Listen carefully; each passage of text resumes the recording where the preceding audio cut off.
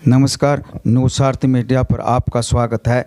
राजस्थान में झालावाड़ जिले के पिपलोदी में सरकारी स्कूल में जर्जर भवन गिरने से अनेक बच्चों की मौत के बाद प्रदेश का शिक्षा विभाग हरकत में दिखाई दिया।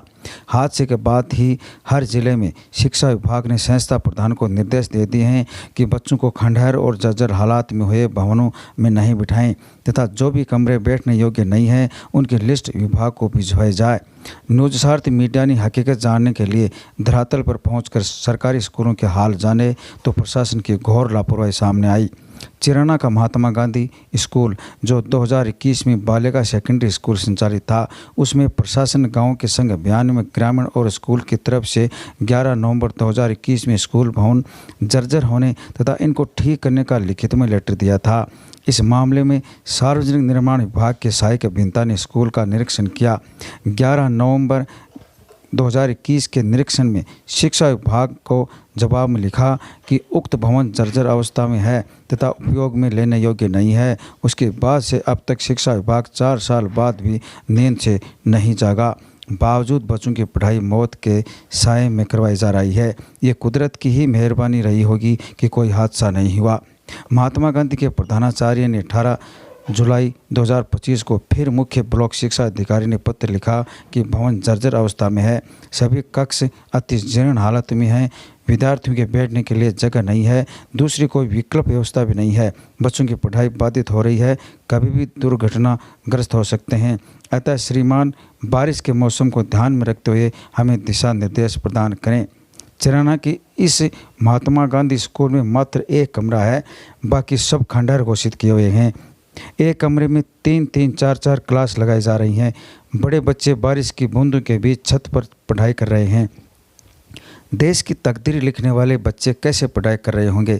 अब आप समझ गए होंगे कि हमारा सरकारी तंत्र कितना भ्रष्ट और लापरवाह है। जब 4 साल पहले पीडब्ल्यूडी विभाग ने पूरे स्कूल भवन को खंडहर और अयोग्य बता दिया था, 4 साल बाद भी विभाग सोता रहा। शिक्षा विभाग के अधिकारियों ने यह कभी नहीं सोचा कि कोई बड़ा हादसा हो जाएगा, लेकिन लाचार सिस्टम और बेपरवाह शिक्षा विभाग कागजी कार्रवाई को दफन के पिंजरे में बंद कर भूल जाता है।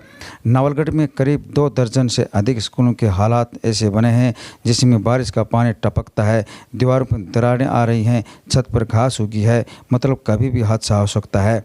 मुख्य रूप से राजकीय पहाड़ीला सीनियर स्कूल, महात्मा गांधी गौशाला शहर नवलगढ़, सुल्तानपुरा सीनियर स्कूल, बालाना जोहड़ मांडासी, प्राथमिक स्कूल ओला की ढाणी गोठड़ा, प्राथमिक स्कूल ढूंढलोद, संस्कृत उच्च प्राथमिक स्कूल मांडासी, बालिका उच्च प्राथमिक school Basawa, Dhamani Jodi senior school, Ranasar senior school, Tonk Sidri senior school, बालिका मिडिल स्कूल नया Prashampura, senior school Devgaon Gothra, senior school Totpura, प्राथमिक Sanskrit school Vrindavan Kolsiya, senior school Rampura, middle school Kesa की ढाणी, middle school Keseru, Mahatma Gandhi school Bhojnagar आदि स्कूलों के संस्था प्रधानों ने पत्र विभाग के पास पहुंचाए हैं, जिनमें स्कूल भवन जर्जर अवस्था में बने होने और उनकी मरम्मत करने का जिक्र किया है। इन सभी स्कूलों के हाल काफ़ी ख़राब हैं और इनकी हाल भी एक जैसे ही हैं। जो आंकड़े शिक्षा विभाग के पास आए हैं वो तो एक नमूना है, बाकी गहराई से देखा जाए तो कुछ स्कूलों में झालावाड़ जैसी घटना होती बार नहीं लगेगी। मैंने जिस स्कूल के आंकड़े बताए हैं उनमें छत से पानी टपकता, पट्टियाँ टूटी हुई, दीवारों में दरार आना जैसे हाल बने हैं। शहीद दशरथ कुमार यादव स्कूल बसावा के हाल भी चिराना जैसे हैं। दर्जा भी इंग्लिश मीडियम का और कक्ष केवल 3, उनमें भी पानी बरसता है। जो बिल्डिंग बनी है उनको पूरी तरह बंद कर दिया है और विभाग के अवगत करवा दिया गया है। ये पूरी बिल्डिंग ही जर्जर हो चुकी है। सीनियर स्कूल पहाड़ीला में भी 2 कमरों को सील कर दिया गया है जो पूरी तरह से गिरने के कगार पर हैं। दीवार में दरार और छत की पट्टियां टूटी हुई हैं। यही हाल सीनियर स्कूल भानावाली ढाणी का है। यहाँ भी जर्जर क्लास पर ताला लगा दिया है। बच्चों को बाहर चबूतरे पर बैठाकर पढ़ाई करवाई जा रही है। चिराना पहाड़ीला और भानावाली ढाणी के प्रधानाचार्य खुद अपनी पीड़ाएं बयां कर रहे हैं। सुनिए क्या कहते हैं। ये जो सूचना आई है कल वाली झालावाड़ की, इससे पहले ही मेरे विद्यालय में ऐसे क्षतिग्रस्त कमरे हैं, 4 कमरों की सूचना हमें पहले ही विभाग को दे दी है लेटर पैड पर बना के, और अभी तक तो विभाग से हमारे पास कोई सूचना नहीं आई है। 2 बार हमने ये सूचना दे दी है। और कल भी जैसे वाकपीट थी हमारी नवलगढ़ में, तो नवलगढ़ में भी हमसे ये सूचना मांगी गई थी कि आपके विद्यालय में कोई जर्जर अवस्था में भवन तो नहीं है, तो उस वक्त भी हमने ये सूचना दे दी थी। कितने ऐसे कमरे हैं जहाँ वो बैठने लायक नहीं है बच्चे, और आप वो यूज़ कर रहे हैं या नहीं कर रहे हैं उस कमरों को? मेरे विद्यालय में अभी जर्जर अवस्था में कक्ष 2 है जो बिल्कुल भी बैठने लायक नहीं है। उन कक्षों में मैंने बच्चों को बिठाना एकदम से बंद कर दिया है और ताले लगवा दिए हैं। ना तो उस तरफ शिक्षकों के जाने की अनुमति है और ना ही विद्यार्थियों के जाने की अनुमति है। विभाग, ये झालावाड़ की घटना हुई उससे पहले ही हमने ये सारी चीज़ें कर ली थी। इसमें और भी कोई कमरे बने हैं क्या नए अभी ताज़ा आपके स्कूल में? मेरे विद्यालय में अभी समसा से 3 कमरे निर्माणाधीन हैं। उनका निर्माण कार्य अभी तक पूर्ण नहीं हुआ है, लेकिन वो कक्ष की श्रेणी में नहीं है, वो लैब, कंप्यूटर लैब इस श्रेणी में है। तो जैसे भी हमें उनको विभाग द्वारा सुपर्द कर दिया जाएगा, हम उनमें व्यवस्था कर लेंगे। अभी वर्तमान में कितने बैठने लायक है आपके कक्ष में बच्चों? कक्ष ऐसे हैं जिनमें हम बच्चों को बैठा सकते हैं। कुछ कक्षाएं ऐसी हैं जैसे 1 2 क्लास हम एक साथ बिठाते हैं, 3 4 5 एक साथ बिठाते हैं। सभी कक्षाओं के लिए अलग अलग बैठने की हमारे पास व्यवस्था नहीं है।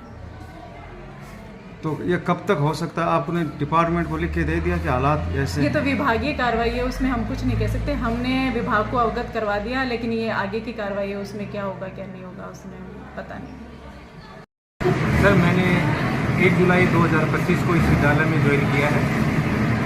एज ए संस्था प्रधान मैंने आते ही जब इस बिल्डिंग की स्थिति को देखा तो मैंने फाइलों को खंगाला, तो उसमें मेरे को एक लेटर मिला है 11 नवंबर 2021 का, जिस लेटर में PWD के सहायक अभियंता नवलगढ़ प्रथम के द्वारा इसको जर्जर और उपयोग में न लेने योग्य घोषित किया हुआ है।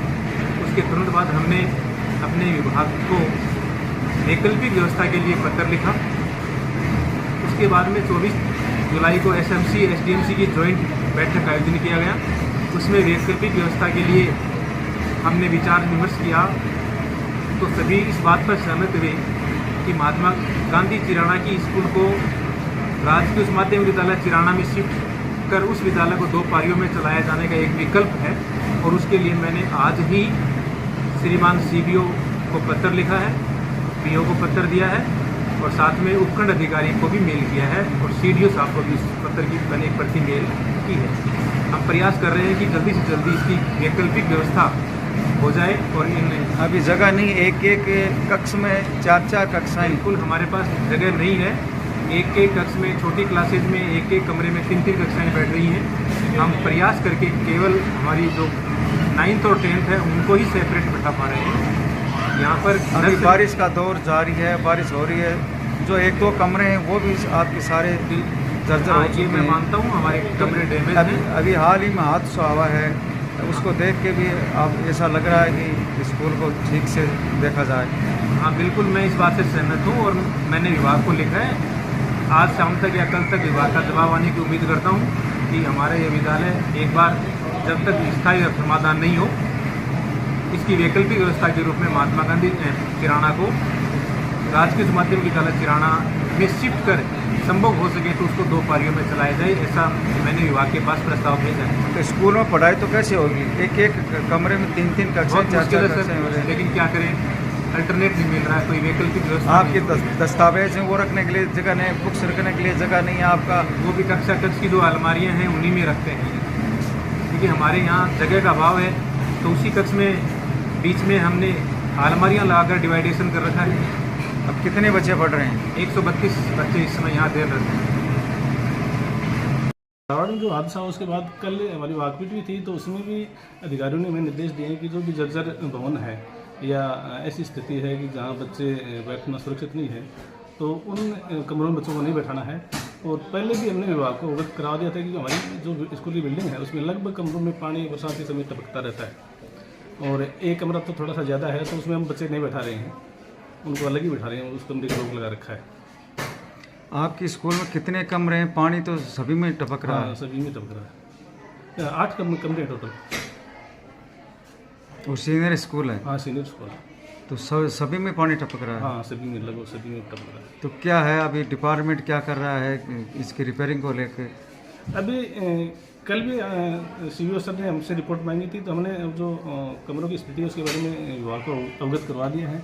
और हमारी स्कूल में अभी कल की डेट में ही शायद 3 लाख रुपए जो छत की मरम्मत के लिए विधायक कोष से स्वीकृत हुए हैं। उनका कब तक हो जाएगा वो? अभी सरपंच जी से बात हुई थी तो उन्होंने कहा कि 15 अगस्त से पहले हम करवा देंगे इसको। अभी बारिश का दौर चल रहा है, अभी भी आपके जो कमरे हैं उसमें पानी ऊपर से टपक रहा है, तो ऐसे में बच्चों को क्या हिदायत दी जा रही है और कैसे सावधानी बरती जा रही है? नहीं, हम ये देख रहे हैं कि जैसे जिन कमरों में बिल्कुल कम पानी टपक रहा है या थोड़ी स्थिति ठीक है, उन्हीं में बच्चों को बैठा रहे हैं। इसके अलावा जो ऐसी स्थिति लग रही है कि इन कमरों में बैठाना सुरक्षित नहीं, तो वहाँ बच्चों को बैठा नहीं रहे हैं।